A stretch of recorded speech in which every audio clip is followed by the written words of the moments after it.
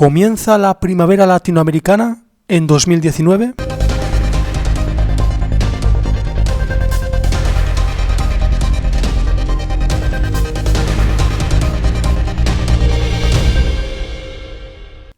Se siguen produciendo altercados y protestas violentas en Latinoamérica, en muchos de los países de Latinoamérica. Pero vamos a repasar en este vídeo qué es lo que ha sucedido en un origen, el origen de las protestas sociales y el por qué éstas se están volviendo cada vez más en contra de los gobiernos de cualquier signo político en países, por ejemplo, como Chile, Bolivia o incluso Colombia, en el que la situación se está desbordando y el presidente de Colombia ya ha ordenado a los militares salir a las calles. Vamos a verlo. ¿Por qué se agota la paciencia de la población en América Latina? Durante estas últimas 4 décadas se han producido muchos movimientos políticos, sociales y económicos en la región latinoamericana, pero ha habido 2 procesos muy importantes que se han producido. Ha habido un realineamiento económico con los mercados globales, algo positivo dentro de lo que cabe porque ese tremendo ajuste se suavizó con políticas sociales. ¿Pero qué políticas sociales suavizaron el realineamiento económico con los mercados globales? Es decir, con los mercados extranjeros, la inversión extranjera, ¿y por qué la población la aceptaba? Pues bien, entre 2003 y 2013 se distribuyó la riqueza de una manera más equitativa, reduciendo la pobreza en una buena parte de la región. Esto a nivel general, por supuesto. El crecimiento se basó en materias primas y esto produjo trabajo y riqueza repartida entre la ciudadanía. También hubo algo muy importante que realizaron varios gobiernos, entre ellos el de Bolivia, el de Ecuador y el de México, que fueron las transferencias monetarias condicionadas. Estas transferencias monetarias condicionadas se refieren a programas de recursos que se les da a las familias y tienen como objetivo reducir la pobreza con programas de asistencia social condicionada a las acciones de los receptores. Es decir, el gobierno paga una cantidad de dinero a las familias condicionadas a que las familias cumplan unos objetivos a los cuales este dinero va destinado. El gobierno solo transfiere el dinero a las personas que cumplen con ciertos criterios. Estos criterios pueden incluir matricular a los niños en la escuela pública, hacerse revisiones regulares en la consulta del médico o similares. Al proporcionar efectivo en forma continua a las personas, estos programas buscan ayudar a terminar con la generación actual de la pobreza, así como romper el ciclo de la pobreza a través del desarrollo del capital humano y proteger a las familias pobres del desempleo y de las enfermedades. Esto se produjo entre 2003 y 2013, y desde 2013 se han ido produciendo bastantes inestabilidades en la zona, algo que tiene que ver también con las transferencias monetarias condicionadas y con su eliminación por parte de los gobiernos al tener también a alguien por encima de ellos. ¿Quién es ese alguien? Pues desde 2013 se le ha ido inyectando liquidez a algunos países por parte de organizaciones como el Fondo Monetario Internacional, algo que ha causado estragos sobre todo a nivel social en general en Latinoamérica. Pero también las políticas sociales que suavizaron el realineamiento económico con los mercados globales fueron la sanidad mejorada y también la calidad del empleo, las regulaciones sectoriales, la evolución del salario y la negociación colectiva. Ya se hacían convenios colectivos con los cuales los trabajadores veían resguardado su trabajo en cierta medida por condiciones laborales mejoradas. En ese momento, en esa coyuntura económica, las personas residentes en América Latina aceptaban en menor o mayor medida las inversiones extranjeras en los países latinoamericanos. Y esto se hacía gracias a que veían mejorada su calidad de vida. Pero ¿qué sucede a partir de 2013?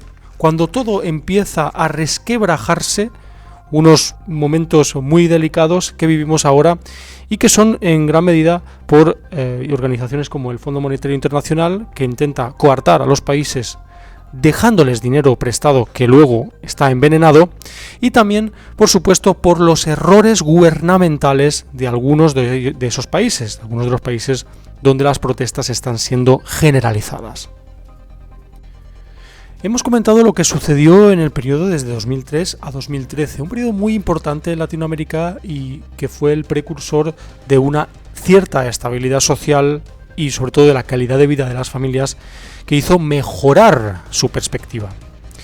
Pero estamos en un momento de la historia en el que la frustración, o la llamada era de la frustración, se está adentrando en América Latina, produciéndose prácticamente una primavera latinoamericana parecida a la primavera árabe, que sucedió sobre 2010. Y ahora nos adentramos en el momento actual, el porqué de la frustración de la gente y el porqué también de la situación macroeconómica de los países latinoamericanos en este momento, que no pueden decidir muchas cosas en cuanto a política social por estar atados de manos y pies por parte de organizaciones tan infames como la organización del FMI o Fondo Monetario Internacional. Vamos a verlo.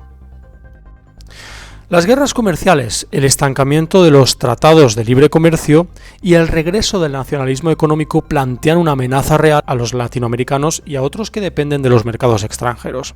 Para colmo de males, la desigualdad de ingresos se ensanchó, es decir, que vuelve a producirse esa desigualdad que hubo anterior a 2003.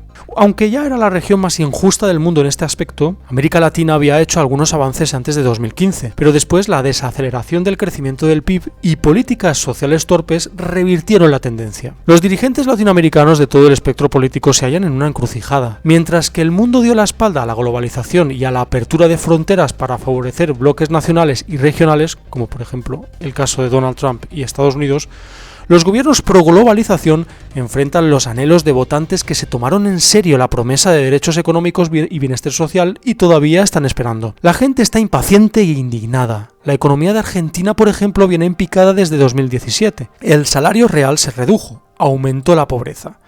2 años antes, en 2015, Mauricio Macri obtuvo la presidencia con la promesa de que el ajuste fiscal y la apertura de Argentina al mundo alentarían un renacimiento económico. En vez de esto, sentaron las bases de su derrota. Ahora, Alberto Fernández se va a convertir, si nadie lo remedia, en el presidente de Argentina, con ese peronismo totalmente nacionalista económico, en sentido económico, que va a cambiar por completo la perspectiva de Argentina, sobre todo si puede, porque el Fondo Monetario Internacional tiene la economía de Argentina intervenida de una manera u otra con esa inyección de dinero habitual que conlleva cumplir unas exigencias del Fondo Monetario Internacional sobre la economía argentina, es decir, recoger más ingresos y reducir el gasto, algo que va a afectar sin duda alguna tanto a los funcionarios públicos como las políticas sociales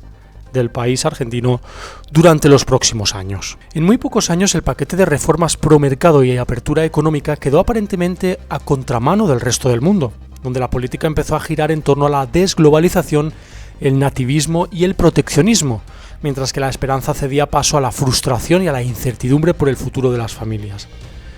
Frustración que incluso afecta al paradigma regional de la política de libre mercado, Chile. El 18 de octubre de este año 2019, una ola de protestas llevó al gobierno del presidente Sebastián Piñera a reprimir disturbios y saqueos con gendarmes, balas de goma y gas lacrimógeno.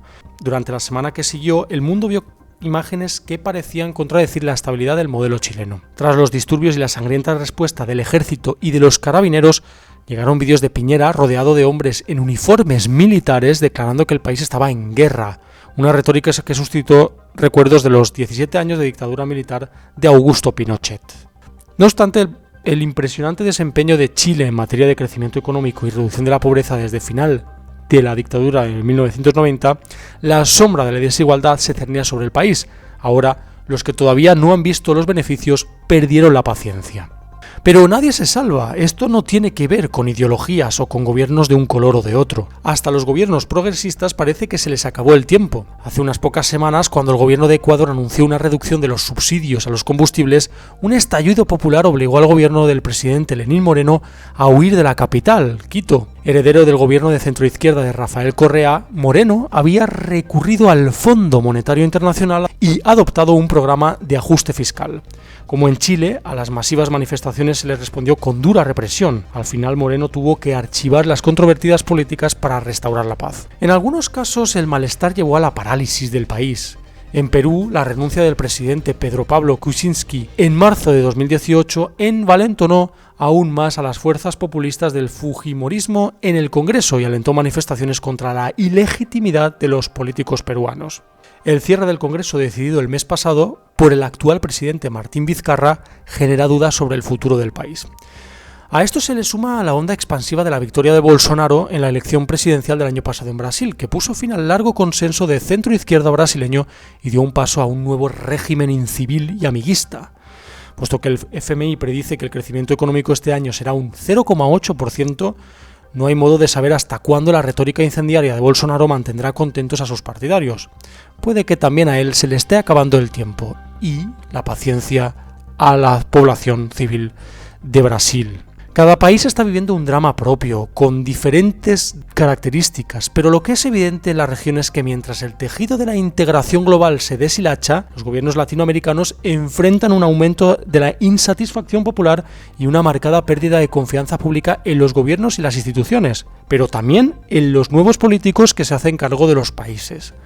El resultado es una escalada de protestas y respuestas represivas que convierten pequeñas manifestaciones en enormes conflictos de gran duración. Hace 2 años justamente hicimos un vídeo sobre el tema de cómo se saquea a Latinoamérica económicamente. Y vimos algunos casos muy especiales que decían claramente que inversores extranjeros lo que estaban haciendo era aprovecharse de todo lo que tiene Latinoamérica en base a recursos minerales, recursos naturales, etcétera, para intentar sacar tajada económica de la zona y sobre todo saquearla económicamente, que es lo que está sucediendo desde hace ya algún tiempo. Pues bien, este saqueo económico de Latinoamérica se está produciendo día sí y día también.